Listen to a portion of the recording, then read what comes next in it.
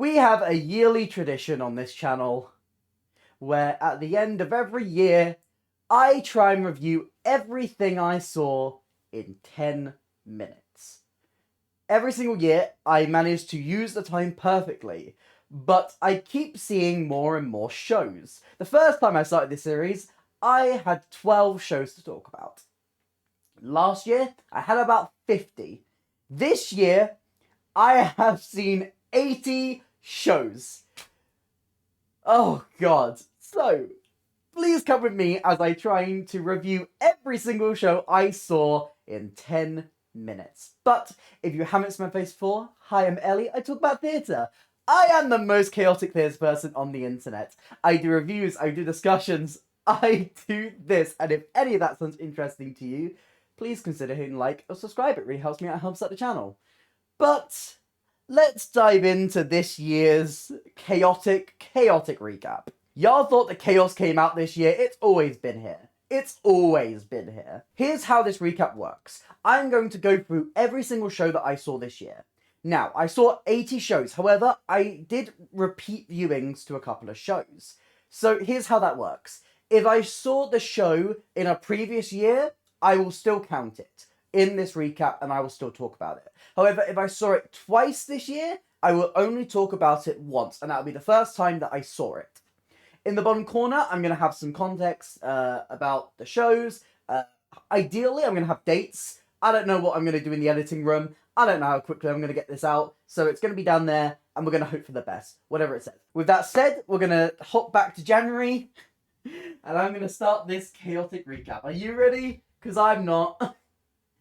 Go. Okay. Best of Enemies, a really interesting political thriller written by James Graham, really diving into this piece of modern history that's so intriguing of two sides battling out each other on the political spectrum. Come From Away, the best musical of all time, and I'm so sad I will not be able to see it again at the Phoenix Theatre. Moulin Rouge, a really good jukebox musical. I'm not normally like a jukebox girly, but this show just sold me on like its spectacle and its fun, and I enjoyed it. Jane Moscato growling is the best thing of all time. Dirty Dancing. I feel like I would have gotten more out of this show if I was a massive fan of the film. I feel like it struggled to fill the Dominion stage, and maybe I would have preferred it then on tour.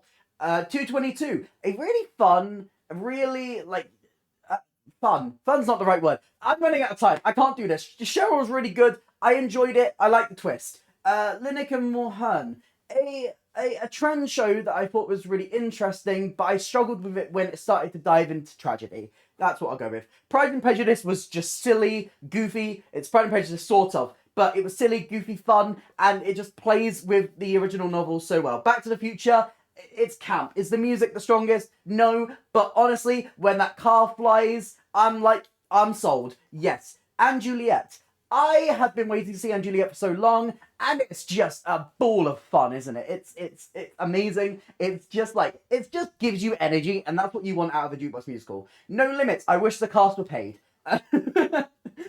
That's all I'm saying for that one. I enjoyed it. It was like a nice song cycle, but please pay your cast. Bat Out of Hell. I struggle with this one. It was not a jukebox musical for me. The story is probably the weakest element, but the music and the cast were great.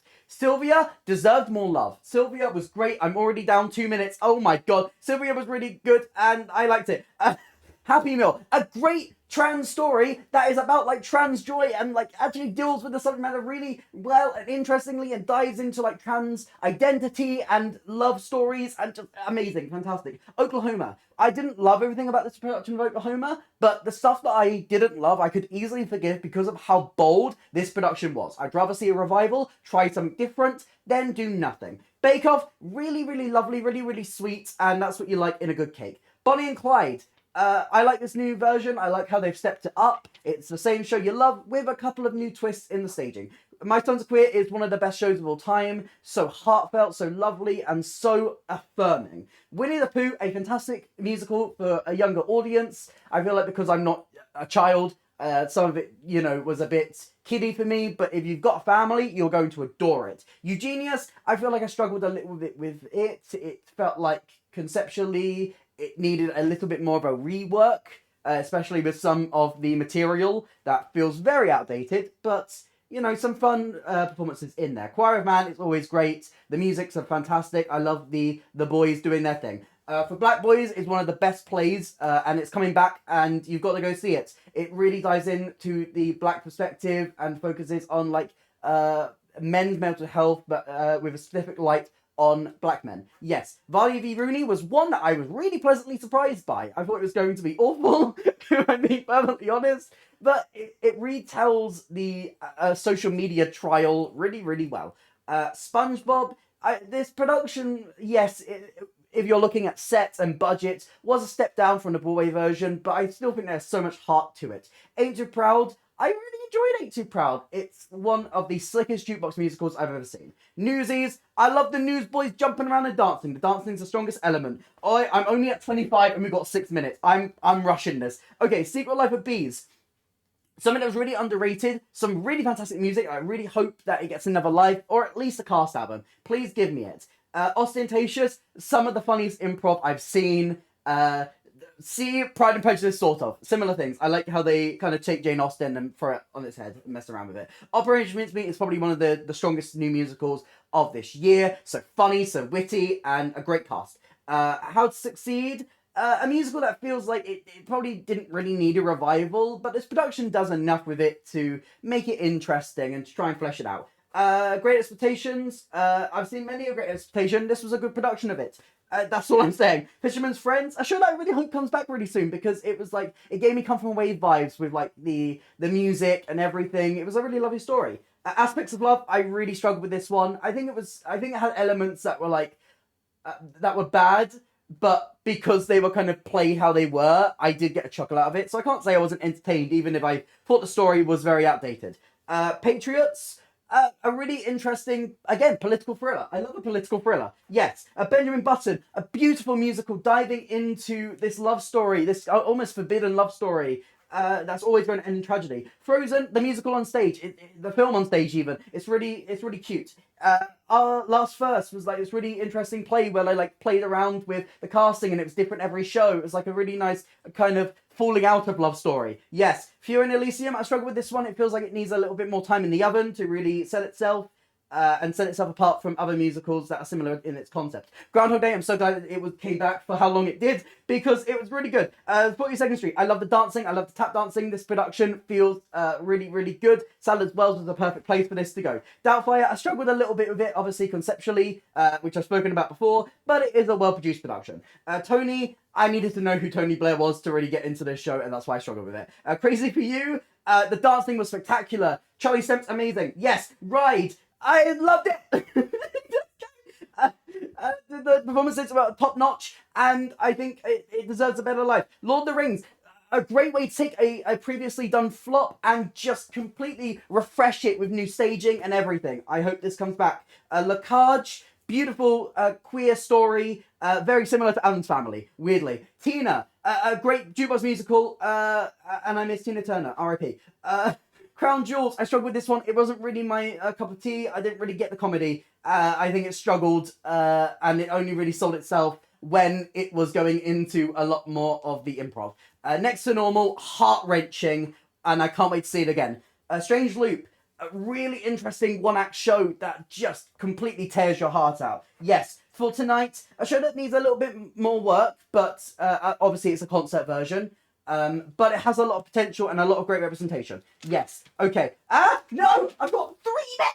Matilda! So good! I can't believe I only saw Matilda this year. So witty. Some of the best lyrics in musical theatre ever. Death Note, I think like it needed to be a little bit longer. But they do a good job at doing it on stage, and I can't wait to see a full production. Little Big Things, some of the strongest representation I've seen this year. Finally seeing disabled people on stage is amazing, and I feel like this does a really good job at telling their stories. Yes, Rebecca, it needed a bigger stage.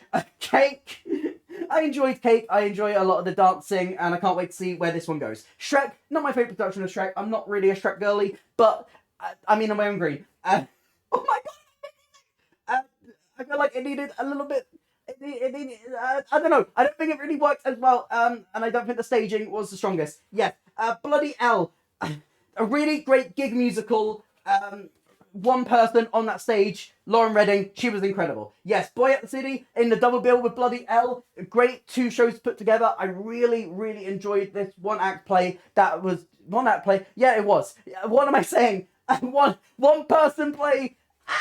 It was really good. Old friends. Some of the greatest performances in performing Sondheim to a T. A great standard of Sondheim. Dear England, probably my biggest surprise of the year. I didn't think I was going to be really into a play about football, but it really focuses on the human perspective. Kin has some great ideas, and I can't wait to see how it goes in its next steps. Lizzie, I feel like it had its moments. But its music is what really sells it and really made me able to look over its flaws. Sunset Boulevard is just bold, brilliant, amazing, spectacular, stunning. Everything, every positive thing that you can say goes towards Sunset Boulevard. It's amazing. It's incredible. Broadway's going to be so great when they get it. Time Traveler's Wife, I wasn't really sold musically on it, but it tells the story really well and actually does manage to pull your heartstrings a bit. Treason, they clearly worked on it since the concert, but it still wasn't the strongest performance for me. Babies, really great new musical that is already ready for a full run. Get it on stage right now. Super You, I feel like it needs to trim Act 1 just ever so slightly, and then it's got something about it that I feel like is really empowering and really, really fun. Peter Pan Goes Wrong. My favourite mischief show of all time. It just plays with the format really, really well. Stranger Things vs. Shadow. Production-wise, incredible, amazing, spectacular, stunning. It's amazing. But I feel like story-wise, it disappointed me as a massive Stranger Things fan. Unfortunate. A really fun parody that just makes fun of Disney. Even if I wasn't sold on all the humour, there's definitely something about it that really, really did work. Two Strangers, one of my favourite shows this year, and it was probably the biggest surprise because it was so good, and I really enjoyed how human and charming it was. Sleeping Beauty, fun drag panto that was silly and stupid, and I loved that. And Elf, I had 5 seconds. It was fun, and it's the film on stage, and they do a great job at adapting it.